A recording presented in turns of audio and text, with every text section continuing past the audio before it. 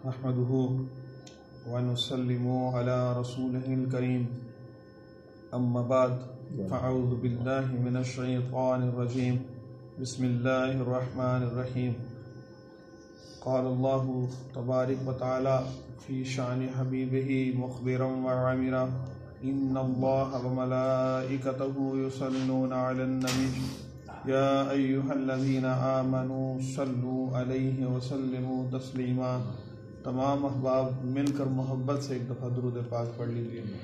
اللهم صل على سيدنا ومولانا محمد بعدد كل ذرة مئة ألف مرة وبارك وسلم وصل عليه۔ آج الحمدللہ ہم سورۃ آل عمران کا 5واں پڑھیں گے۔ اللہ تعالیٰ سے دعا ہے اللہ تعالیٰ حق سچ بیان کرنے کی، آپ سب کو حق اور سچ سننے کی اور ہم سب کو عمل کرنے کی، اپنے ایمان کو مضبوط کرنے کی توفیق عطا فرمائے، آمین۔ ارشاد باری تعالیٰ ہے وَإِذْ قَالَتِ الْمَلَائِكَةُ يَا مَرْيَمُ إِنَّ اللَّهَ اصْطَفَاكِ وَطَهَّرَكِ وَاصْطَفَاكِ عَلَى نِسَاءِ الْعَالَمِينَ۔ اور جب فرشتوں نے مریم علیہ السلام سے کہا کہ مریم، اللہ نے تم کو برگزیدہ کیا ہے اور پاک بنایا ہے اور جہاں کی عورتوں میں تمہیں منتخب فرمایا ہے۔ حضرت عیسیٰ علیہ السلام کی پیدائش کا ذکر ہوگا، حضرت عیسیٰ علیہ السلام کے معجزات کا ذکر ہوگا، اور آپ کا بذات خود دنیا میں تشریف لانا اور پیدا ہونا ہی ایک بہت بڑا معجزہ ہے۔ اور حضرت مریم سلام اللہ علیہا کی پاکیزگی، آپ کی طہارت کا بھی اللہ تبارک و تعالیٰ نے ادھر ذکر فرمایا اور کہا کہ آپ کو اللہ نے برگزیدہ بھی کیا، اللہ نے آپ کو پاک بھی کیا، اور جہاں بھر کی عورتوں میں اس اہم مقصد کے لیے، اس اہم معجزے کے لیے آپ ہی کو منتخب فرمایا ہے۔ یا مریم اقنتی لربکی واسجدی وارکعی مع الراکعین۔ اور مریم اپنے پروردگار کی فرما برداری کرنا، سجدہ کرنا، رکوع کرنے والوں کے ساتھ رکوع کرنا۔ یعنی آپ یہ دیکھیں کہ اللہ تبارک و تعالیٰ کی فرما برداری کرنے میں جہاں بہت ساری اعمال آتے ہیں، وہاں خصوصی طور پر سجدہ کرنا اور رکوع کرنے کا بھی ذکر ہے، کیونکہ رکوع میں ہم اللہ کی بارگاہ میں آدھا جھکے ہوئے ہوتے ہیں، اور سجدہ میں ہم اپنی اس معراج پر ہوتے ہیں کہ اپنے جسم کے سب سے مبارک اور سب سے اونچے عضو کو، یعنی ماتھے کو، سر کو ہم زمین پر ٹیک دیتے ہیں اور پھر اللہ کی تسبیح کا اقرار کرتے ہیں کہ اللہ تو سب سے اعلیٰ ہے، اے اللہ تو ہی سب سے بلند ہے، ہم تو کچھ بھی نہیں، ہم اپنے آپ کو جو کچھ بھی سمجھتے تھے آج تیری بارگاہ میں تیرے سامنے زمین پر سجدہ ریز ہیں، آج ہم جھکے ہوئے ہیں اور اس بات کا اعتراف کرتے ہیں کہ بلند ذات تو صرف تیری ہی ہے۔ تو یہ اللہ کی فرما برداری، اس کی اطاعت کا، اس کی بندگی کا ایک بہت پیارا طریقہ بتایا کہ سجدے کرنا اور رکوع کرنے والوں کے ساتھ رکوع کرنا ہے۔ ذَلِكَ مِنْ أَنْبَاءِ الْغَيْبِ نُوحِيهِ إِلَيْكَ وَمَا كُنْتَ لَدَيْهِمْ إِذْ يُلْقَوْنَ أَقْلَامَهُمْ أَيُّهُمْ يَكْفُلُ مَرْيَمَ وَمَا كُنْتَ لَدَيْهِمْ إِذْ يَخْتَصِمُونَ۔ اور اے نبی صلی اللہ علیہ وآلہ وسلم، یہ باتیں، یہ خبریں غیب میں سے ہیں جو ہم آپ کے پاس بھیجتے ہیں، اور جب وہ لوگ اپنے قلم بطور قرآ ڈال رہے تھے کہ مریم کی کفالت کون کرے گا، تو تم ان کے پاس نہیں تھے، اور نہ اس وقت ہی ان کے پاس تھے جب وہ آپس میں جھگڑ رہے تھے۔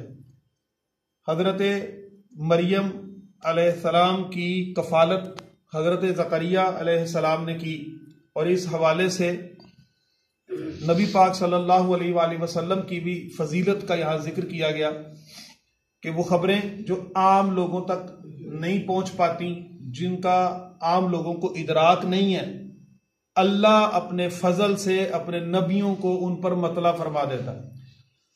اب یہ وہ باتیں جو تورات میں تھیں اور جس کو یہودیوں نے بدل دیا تھا لیکن عالم جانتے تھے، ان چیزوں کو تو اللہ تبارک و تعالیٰ نے ان خبروں پر بھی آپ کو مطلع فرما کر ایک تو اپنے علیم ہونے کی صفت کا اظہار کیا، پھر اللہ تعالیٰ نے اپنے نبیوں کو اس بات پر بھی ممتاز کیا اور فضیلت بخشی کہ لوگوں کو نہیں پتا ان خبروں کا جو نبیوں کو پتا ہوتا ہے، یعنی نبی کبھی بھی بے علم نہیں رہتے، اللہ تبارک و تعالیٰ ان کو غیب کی خبروں پر مطلع فرما دیتے ہیں، اللہ تعالیٰ ان کو آگاہ کر دیتے ہیں۔ اذ قالت الملائکۃ یا مریم ان اللہ یبشرک بکلمات منہ اسمہ المسیح عیسی ابن مریم وجیہا فی الدنیا والآخرۃ ومن المقربین، اور پھر وقت بھی یاد کرنے کے لائق ہے۔ یہ نبی پاک صلی اللہ علیہ وسلم سے فرمایا جا رہا ہے کہ آپ وہ وقت بھی یاد کریں، حالانکہ آقا کریم صلی اللہ علیہ وآلہ وسلم ظاہری طور پر اس وقت دنیا میں تشریف نہیں لائے تھے۔ آپ یاد کریں اس وقت کو جب فرشتوں نے مریم سے کہا کہ مریم اللہ تم کو اپنی طرف سے ایک فیض کی بشارت دیتا ہے، ایک کلمے کی بشارت دیتا ہے کہ جس کا نام مسیح یعنی عیسیٰ ابن مریم ہوگا، اور دنیا و آخرت میں باآبرو اور اللہ کے وہ خاصوں میں سے مقربین میں سے ہوگا۔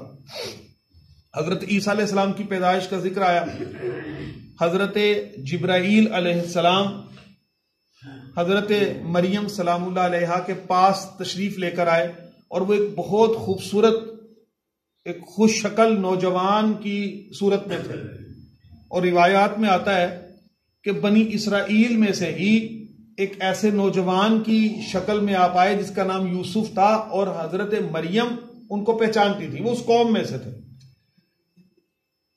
حضرت مریم نے جب دیکھا تو وہ گھبرا گئیں، پریشان ہو گئیں، اور انہوں نے دل میں یہ خیال کیا کہ کہیں یہ کسی برائی کے ارادے سے تو نہیں آئے، کہیں شیطان نے ان کو ورغلا تو نہیں دیا اس شخص کو۔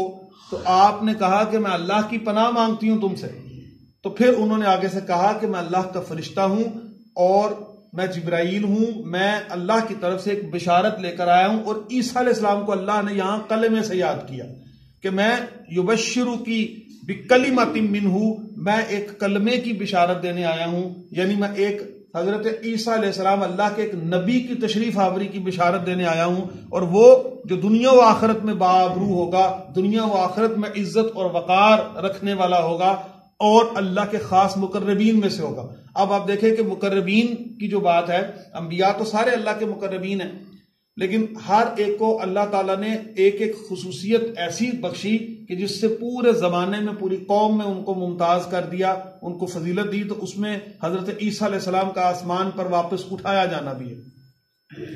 وَيُقَلِّمُ النَّاسَ فِي الْمَهْدِ وَكَحْلًا وَمِنَ الصَّالِحِينَ، اور وہ ماں کی گود میں اور بڑی عمر کا ہو کر، مہد کہتے ہیں پنگوڑے کو یا ماں کی گود کو، اور کہل کہتے ہیں پختہ عمری کو، اور مفسرین اس بارے میں بیان کرتے ہیں کہ 40 سال سے 60 سال کی عمر کا درمیانی جو عرصہ ہے اس کو عربی میں کہل کہا جاتا ہے، وہ کہلیت کی عمر ہوتی ہے۔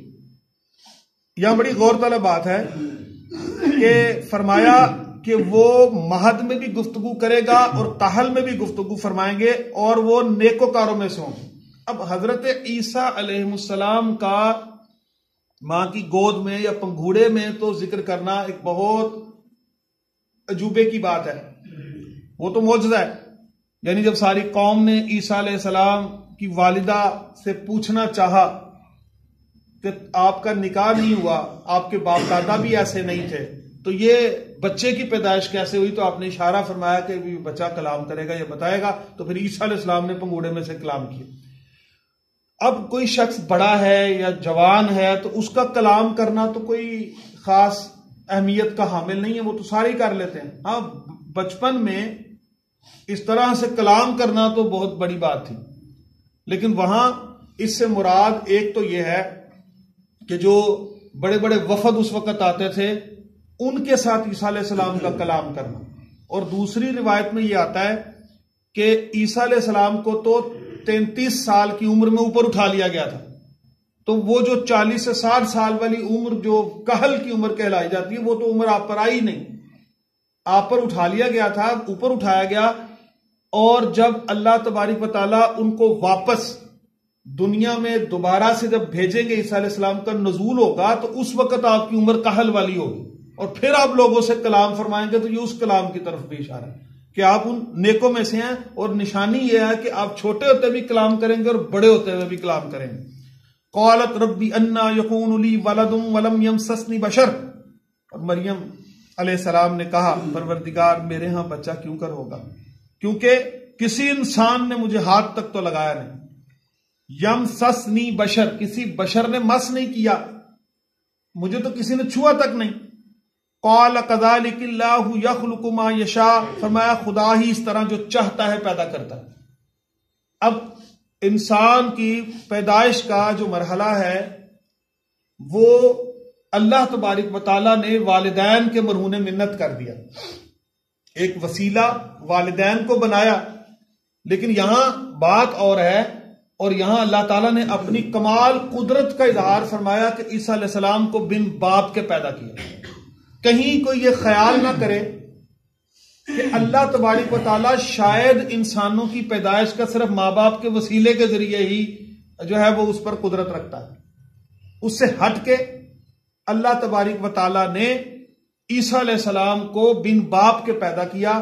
حضرت جبریل امین نے حضرت مریم سلام اللہ علیہا کے آستین پر اور سامنے گلے مبارک پر ایک پھونک ماری، اور اسی سے آپ حاملہ ہو گئی، اور پھر اس کے بعد حضرت عیسیٰ علیہ السلام کی پیدائش بالکل اسی طرح ہوئی جیسے دیگر لوگوں کی پیدائش ہوتی ہے، لیکن اس سے پہلے یہ تھا کہ ان کو تو آج تک کبھی کسی نے چھوا ہی نہیں تھا۔ تو اس میں مفسرین بعض تو یہ کہتے ہیں کہ اللہ تبارک و تعالیٰ نے وہ سارے کا سارا جو پروسیس تھا وہ حضرت مریم علیہ السلام کے شکم اطہر میں رکھ دیا تھا، اور اس پھونک مبارک کا اثر یہ ہوا کہ وہ آپس میں سلسلہ شروع ہو گیا۔ تو دوسرا اللہ تبارک و تعالیٰ کی قدرت ہے، وہ جب چاہے جہاں چاہے جیسے چاہے کسی کو پیدا کرے، وہ تو کسی چیز کا محتاج نہیں، اور فرمایا آپ کو حیران ہونے کی ضرورت نہیں ہے، اللہ جیسا چاہتا ہے ویسے وہ کسی کو تخلیق کر دیتا ہے۔ اذا قضا امرا فانما يقول له كن فيكون، اور جب وہ کوئی کام کرنا چاہتا ہے تو ارشاد فرما دیتا ہے ہو جا، تو پس وہ ہو جاتا ہے۔ اب یہ وہ کلمہ ہے، یعنی عیسیٰ علیہ السلام کو کلمہ کہنے میں بھی حکمت یہ تھی کہ وہ کلمہ کن سے پیدا ہوئے ہیں۔ اللہ نے صرف چاہا کہ پیدا ہو جائے تو فرمایا کن، اور عیسیٰ علیہ السلام جو ہیں وہ شکم مادر میں تشریف لے آئے، اور پھر اس طرح سے دنیا میں ان کا نزول ہوا۔ وَيُعَلِّمُهُ الْكِتَابَ وَالْحِكْمَةَ وَالتَّوْرَةَ وَالْإِنْجِيلَ، اور وہ انہیں لکھنا، پڑھنا اور دانائی اور تورات اور انجیل سکھائے گا۔ یہ اب نشانیاں ہیں عیسیٰ علیہ السلام کی۔ وَرَسُولًا إِلَى بَنِي إِسْرَائِيلَ، اور بنی اسرائیل کی طرف وہ پیغمبر ہو کر جائیں گے۔ أَنِّي قَدْ جِئْتُكُمْ بِآيَاتٍ مِّن رَبِّكُمْ انی اخلق لکم من الطین کہیئۃ الطیر فانفخ فیہ فیکون طیرا باذن اللہ وابرئ الاکمہ والابرص واحیی الموتى باذن اللہ وانبئکم بما تأکلون وما تدخرون فی بیوتکم ان فی ذلک لآیۃ لکم ان کنتم مؤمنین۔ اس آیت مبارکہ میں عیسیٰ علیہ السلام کے پھر معجزات کا ذکر فرمایا اور کہا کہ تمہارے پاس پروردگار کی طرف سے نشانی لے کر آیا ہوں، اور وہ یہ کہ تمہارے سامنے مٹی کی مورت پہ شکل پرندہ بناتا ہوں، پھر اس میں پھونک مارتا ہوں تو وہ خدا کے حکم سے سچ مچ جانور ہو جاتا ہے۔ بچے تھے، بچپن میں بچوں کے ساتھ کھیلتے ہوئے، آتے جاتے ہوئے، پڑھتے ہوئے انہوں نے اس بات کا اظہار فرمایا کہ میں اگر مٹی کا پکڑ کے پرندہ بھی بناؤں تو میں اپنے رب کے حکم سے اس میں جان پڑ جائے گی اور اس کو چلتا پھرتا اڑتا پرندہ بناؤں گا۔ تو تفسیر میں آتا ہے کہ انہوں نے بچے حیران بھی ہوئے اور انہوں نے پھر مطالبہ کیا کہ آپ کر کے دکھائیں، تو انہوں نے پوچھا کون سا پرندہ سب سے زیادہ مشکل ہے، تو انہوں نے کہا چمگادڑ جو ہے وہ سب سے زیادہ مشکل۔ تو پھر آپ نے ایسا کیا کہ مٹی لے کر تو چمگادڑ کی مورت اپنے ہاتھوں سے بنائی، اور جب اس پر پھونک ماری تو اللہ کے حکم سے اس میں جان پڑ گئی۔ جان عیسیٰ علیہ السلام نے نہیں اس میں ڈالی بلکہ اللہ کی طرف سے جان آئی، اور اللہ تعالیٰ نے ان کے وسیلے سے ہی ان کا معجزہ ظاہر کیا اور وہ چمگادڑ بن کر اڑنے لگی۔ اور اس میں بھی بڑی زبردست بات تھی کہ وہ پرندہ جو بھی بناتے وہ اڑتا رہتا، جب تک وہ نظر آتا تو وہ اڑتا رہتا اور زندہ رہتا، جب نظروں سے اوجھل ہوتا تھا تو وہ خود بخود زمین پر گر کر مر جاتا تھا۔ تو اس طرح آپ نے پرندوں کو زندہ کیا. پھر فرمایا وَأُنَبِّئُكُم بِمَا تَأْكُلُونَ وَمَا تَدَّخِرُونَ, ہاں اور جو کچھ تم کھا کر آتے ہو جو اپنے گھروں میں جمع کرتے ہو, فی بیوتکم, وہ سب کچھ تو مجھے پتا ہے. اللہ نے غیب کے علم پر آپ کو مطلع فرما دیا. جو گھروں میں چھپا کر آتے ہو, جو تم کھا کر آتے ہو, نبی کو اس بات کا بھی علم ہوتا ہے, اللہ کے حکم سے ہوتا ہے. یہ اگر ہم قرآن کو صحیح طرح سے پڑھ لیں تو وہ سارے جھگڑے ختم ہو جاتے ہیں جس پر آج امت تقسیم ہوئی ہے.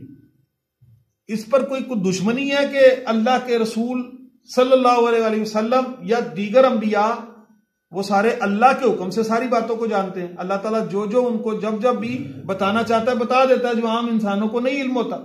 تو اللہ کا تو علم ذاتی ہے, انبیاء کا عطائی ہے جو اللہ ان کو عطا کرتا ہے, لیکن ہوتا ضرور ہے اور اللہ ان کو دیتا ہے. ان فی ذالک لآیات لکم ان کنتم مؤمنین, اگر تم صاحب ایمان ہو تو ان باتوں میں تمہارے لیے قدرت کی طرف سے بڑی نشانی ہے. اور واقعی یہ نشانیاں ساری, یہ پتہ چلتا ہے کہ ایک نقطہ اس میں سے ہمیں جو ہے وہ نظر آتا ہے اپنی اصلاح کے لیے. وَمُصَدِّقًا لِمَا بَيْنَ يَدَيَّ مِنَ التَّوْرَاةِ وَلِأُحِلَّ لَكُمْ بَعْدَ الَّذِي حُرِّمَ عَلَيْكُمْ وَجِئْتُكُمْ بِآيَاتٍ مِّن رَّبِّكُمْ فَاتَّقُوا اللَّهَ وَأَطِيعُونِ, اور مجھ سے پہلے جو تورات نازل ہوئی تھی اس کی تصدیق بھی کرتا ہوں, اور میں اس لیے آیا ہوں کہ بعض چیزیں تم پر حرام تھیں ان کو تمہارے لیے حلال کر دوں, اور میں تو تمہارے پروردگار کی طرف سے نشانی لے کر آیا ہوں, تو خدا سے ڈرو اور میرا کہا مانو. یہودیوں نے آج خود اپنے اوپر بہت ساری چیزوں کو حرام کر لیا تھا اور وہ شریعت کے خلاف چل رہے تھے. تو یہاں ہمارے لیے بڑی آسانی ہے کہ اللہ تعالیٰ نے رہبانیت کو بھی منع فرما دیا کہ ایک شخص وہ ساری دنیا داری چھوڑ کر, بیوی بچوں کو چھوڑ کر وہ جنگلوں کا رخ اختیار کر لے, وہ اپنے آپ پر جبر کرے, وہ اپنے آپ پر جو ہے وہ تردد کر کر کے تو اللہ کی دی ہوئی نعمتوں کو چھوڑ دے. جیسے وہ کوئی ایک کھانے کی چیز کو منع کر دیتے تھے, ہم نہیں کھاتے, وہ کسی پہننے کی چیز کو منع کر دیتے تھے. تو اس لیے فرمایا کہ میں اس لیے بھی آیا ہوں کہ میں تم پر وہ ساری چیزیں حلال کر دوں جو تم جان بوجھ کر اپنے اوپر حرام کر کے بیٹھے. اللہ کا حکم ہے اصل میں جو چلے گا, انسان کا حکم نہیں ہے. یہ دین جو ہے ہماری مرضی کے مطابق نہیں ہے, ہم نے دین کی مرضی کے مطابق ہونا ہے. ہم نے اپنی مرضیوں کو دین کی مرضی کے مطابق ڈھالنا ہے, اور تبھی ہمارا مرض ختم ہوگا. اگر ہم اللہ کی مرضی کو مانیں گے تو مرض ختم ہوگا. جب ہم اپنی مرضیاں کرتے ہیں تو پھر مرض بھی ہمارے اندر بہت بہت بڑھ جاتے ہیں. ان اللہ ربی وربکم فاعبدوہ ھذا صراط مستقیم, کچھ شک نہیں کہ اللہ ہی میرا اور آپ کا پروردگار ہے, تو اسی کی عبادت کرو, یہی سیدھا راستہ ہے. فلما احس عیسی منہم الکفر قال من انصاری الی اللہ, اور جب عیسیٰ علیہ السلام نے ان کی طرف سے نافرمانی دیکھی تو کہنے لگے کوئی ہے جو خدا کا طرفدار اور میرا مددگار ہو. اچھا, اب عیسیٰ علیہ السلام کہہ رہے ہیں اپنی امت سے کوئی ہے میرا مددگار, اب مجھے بتائیں مدد تو صرف اللہ سے مانگنی چاہیے. تو اللہ تعالیٰ کی مدد پہلے ہی شامل حال ہے. آپ تو اتنے بڑے بڑے معجزات کر رہے ہیں, اس کا مطلب ہے کہ معنوی طور پر اگر ہم کسی کو دنیا میں کسی سے مدد مانگ لیتے ہیں, یہ کہتے ہیں یار میں دین کا یہ کام کرنے لگا ہوں, میں مسجد بنانے لگا ہوں, کون کون مدد کرے گا, تو اب ایسا تو نہیں کہ اس پر شرک کے فتوے لگا دو اور کہ یہ اللہ کے سوا کسی اور سے مانگ رہا ہے. نیت تو ہماری یہ ہے کہ کام سارے اللہ نہیں کرنے ہیں, لیکن بندوں نے مل ملا کے آپس میں کرنے ہیں. تعاون علی البر والتقوی ولا تعاون علی الاثم والعدوان, نیکی اور بھلائی کے کاموں میں ایک دوسرے کے ساتھ تعاون کرو, برائی اور بے حیائی کے کاموں میں ایک دوسرے کے ساتھ تعاون اور مت کرو, مدد مت کرو. اب عیسیٰ علیہ السلام اپنی انصاریوں کو کہہ رہے ہیں کہ تم میں سے کون ہے جو دین کے معاملے میں میری مدد کرے, اور عیسیٰ علیہ السلام کی ظاہری حیات میں آپ کے صرف 12 حواری تھے جنہوں نے آپ پر ایمان لایا تھا, باقی تو سارے کے سارے انکار کر کے بیٹھے تھے, بلکہ وہ تو آپ کے قتل کے در پہ تھے, اور اس لیے تو اللہ تعالیٰ نے ان کو اوپر اٹھا لیا تھا. قال الحواریون نحن انصار اللہ, تو حواری بولے کہ ہم خدا کی طرف سے آپ کے مددگار ہیں. آمنا باللہ واشہد بأننا مسلمون, ہم اللہ پر ایمان لائے اور اب گواہ رہیں کہ ہم فرمانبردار ہیں. ربنا آمنا بما انزلت واتبعنا الرسول فاکتبنا مع الشاہدین, اور اے پروردگار جو تو نے نازل فرمائی ہے ہم اس پر ایمان لے آئے اور تیرے پیغمبر کے تابع ہو چکے تو ہم کو ماننے والوں میں لکھ رکھ. یہ وہ 12 حواری ہیں, صرف 12 لوگ مانے تھے. اور پھر آگے اللہ تعالیٰ نے آخری اس رکوع کی آیت مبارکہ میں کیا فرمایا؟ وَمَكَرُوا وَمَكَرَ اللَّهُ، یعنی یہود قتل عیسیٰ کے بارے میں ایک چال چلتے ہیں، وہ مکر کرتے ہیں. وَمَكَرَ اللَّهُ، اللہ تدبیر فرماتا ہے. یہ ہے لفظوں کا چناؤ، حالانکہ لفظ وہی مکر، لیکن مکر اللہ کے حضور میں یہ اللہ کے شایان شان نہیں. اللہ کسی سے مکر نہیں کرتا. اللہ تبارک و تعالیٰ تدبیر فرماتے ہیں. حالانکہ لفظ اللہ نے وہ استعمال کیے، یہی باتیں ہیں جو سیکھنے والی ہیں. وہ ماکارو، اور وہ مکر کرتے تھے، انہوں نے چال چلی، انہوں نے عیسیٰ علیہ السلام کو قتل کرنے کا منصوبہ بنایا. وہ مکر اللہ، اللہ نے تدبیر انہی پر پھیر دی. اب وہ جو قتل کرنے کی غرض سے شخص آیا تھا، اللہ تعالیٰ نے کیا کیا؟ عیسیٰ علیہ السلام کو اوپر اٹھا لیا، اس شخص کو عیسیٰ علیہ السلام کی شکل کا کر کے اندر ہی بند کر دیا. اب وہ قوم آ رہی ہے عیسیٰ علیہ السلام کو قتل کرنے کے لیے. اور پھر آخرکار شیطان نے کیا کیا؟ شیطان نے قوم کے دل میں یہ باتیں ڈال دی کہ یہ بار بار انکار کرے گا کہ میں عیسیٰ نہیں ہوں، لیکن تم نے نہیں کوئی بات سننی، تم نے قتل کر دینا. یہ ہے حکمت، یہ ہے اللہ تعالیٰ نے ان کی چال کو پھر کیسا ان کے اوپر پھیر دیا، انہی کے اوپر بدل دیا. تو وہ شخص عیسیٰ علیہ السلام کی شکل و صورت کا ہو گیا. عیسیٰ علیہ السلام کو اللہ نے اوپر اٹھایا، قوم آئی، وہ بار بار رو رو کے کہے میں عیسیٰ نہیں. ان کے دلوں میں پہلے یہ پتا تھا کہ انہوں نے انکار کرنا ہے میں عیسیٰ نہیں، لیکن انہوں نے اس بات سے قطع نظر اس کو قتل کر دیا. وَاللَّهُ خَيْرُ الْمَاقِرِينَ، اور اللہ بہترین تدبیر فرمانے والا ہے. جہاں انسان کیا ساری انسانوں کی عقل جواب دے جاتی ہے، وہاں میرے پروردگار کی تدبیر کار فرما ہوتی ہے. چاہے وہ 313 ہوں، چاہے وہ کربلا میں 72 ہوں، وہ بالکل بیار و مددگار ہوں، چاہے انسان ان وسیلوں تک، ان اسباب تک، اس ظاہریت تک پہنچ نہ پائے جو انسانوں کے لیے ناممکن ہوتا ہے، میرے پروردگار کے لیے وہ سب کچھ ممکن ہے، کیونکہ وہ ہر چیز پر قادر ہے. اللہ تعالیٰ سے دعا ہے اللہ تعالیٰ ہمیں عمل کرنے کی توفیق عطا فرمائے، اللہ تعالیٰ ہمیں ایمان کی سلامتی اور ایمان کی حفاظت عطا فرمائے. وآخر دعوانا ان الحمد للہ رب العالمین. اللہم صلی علی